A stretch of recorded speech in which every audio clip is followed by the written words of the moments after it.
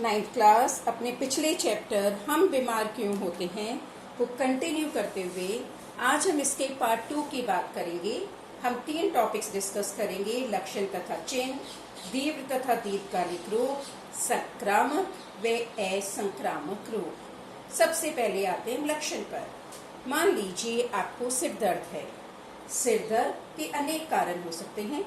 आपकी परीक्षा की टेंशन हो सकती है, स्कूल संबंधी या घर संबंधी कोई समस्या हो सकती है, बहुत देर तक मार्केट में धूप में घूमना हो सकता है।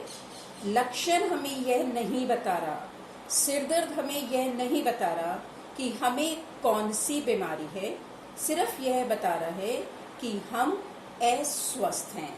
I am not normal. मैं जैसा रोज कर पाती थी कार्य वैसा आज नहीं कर पा रही हूँ। मैं अस्वस्थ हूँ और ये अस्वस्थता का लक्षण है। लेकिन जब हम डॉक्टर के पास जाते हैं, डॉक्टर इन्हीं लक्षणों की मदद से आपकी बीमारी के, हमारी बीमारी के चिन्ह खोजने की कोशिश करता है। वह आपसे पूछेगा आपको कितनी देर बाद बुखार आता है, कितना बुखार आता है। वो आपसे बुखार का चार्ट बनाने के लिए कहेगा। बुखार कपकपी के साथ आता है।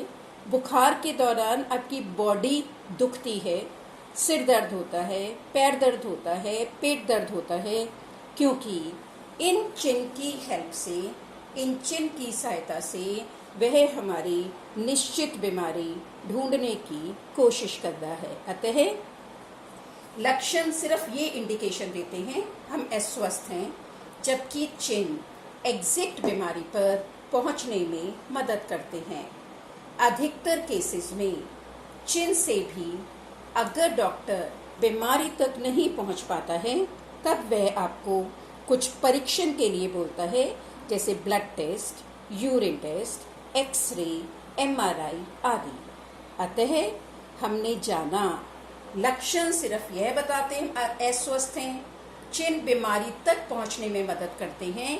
लक्षण, चिन्ह तथा मेडिकल टेस्ट के द्वारा डॉक्टर ये डिसाइड कर पाते हैं कि इस सामने बैठा पेशेंट किस बीमारी से ग्रसित है। रोगों को हम 2 भागों में बांट सकते हैं। नंबर 1 तीव्र तथा दीर्घकालिक, नंबर 2 संक्रामक व असंक्रामक।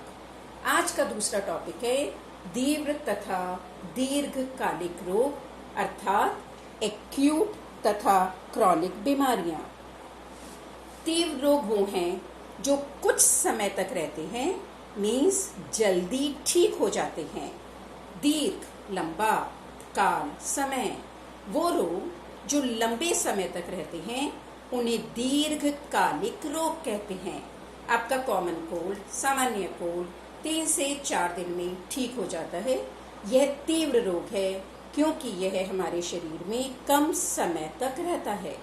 कुछ रोग बहुत लंबे समय तक रहते हैं, उन्हें दीर्घकालिक रोग कहा जाता है, जैसे क्षय रोग यानी ट्यूबरकुलोसिस और टीबी, कैंसर आदि। तीव्र रोग क्योंकि जल्दी ठीक हो जाते हैं, इसलिए यह हमारे शरीर पर, हमारी कोशिकाओं पर बहुत एडवर्स प्रतिकूल प्रभाव नहीं डालते। लेकिन क्योंकि दीर्घकालिक रोग लंबे समय तक रहते हैं और जब कोई भी रोग हमारे शरीर के किसी भी भाग को प्रभावित करता है तो वह हमारे स्वास्थ्य को इफेक्ट करता है। हमारे सभी बॉडी पार्ट्स यानी कि सभी अंग उससे अफेक्टेड हो सकते हैं। क्योंकि दीर्घकालिक रोग लंबे समय तक रहा है, इसलिए हमारे अंगों को दोबारा से स्वस्थ होने में एक लंबा समय लगता है। टीबी जैसी बीमारी में यदि मनुष्य को एक लंबा समय बीमारी को भगाने में लगता है, तो उसके पश्चात एक लंबा समय ही दोबारा से पूर्ण रूप से स्वस्थ होने में लगता है। क्लियर? तीव्र मीन्स रोग का जल्दी खत्म होना, दीर्घकालिक मीन्स रोग का देर तक रहना। नंबर 3 है संक्रामक व असंक्रामक रोग। संक्रामक मीन्स इन्फेक्शियस, असंक्रामक मीन्स नॉन इन्फेक्शियस। इन्फेक्शियस बीमारियां या संक्रामक रोग वो रोग हैं जो किसी सूक्ष्म जीव जैसे जीवाणु, वायरस आदि की वजह से होते हैं।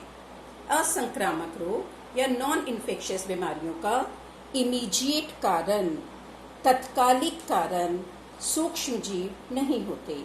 वो या तो हेरिडिटरी होते हैं, मीन्स हमें अपने माता पिता से मिले होते हैं, या इनका कारण शरीर के अंदर उपस्थित होता है।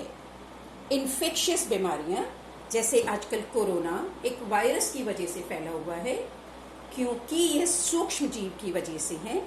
सूक्ष्म जीव बहुत जल्दी मल्टीप्लाई करते हैं, इसलिए यह रोग आसानी से बढ़ जाते हैं और आसानी से फैल जाते हैं।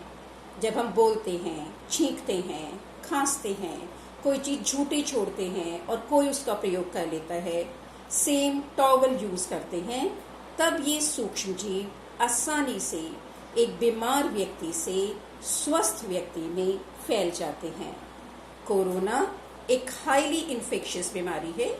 एक आदमी अपने सभी परिवार के आदमियों को, अर्थात जिन जिन के संपर्क में वो आता है, सबको वह बीमारी दे सकता है।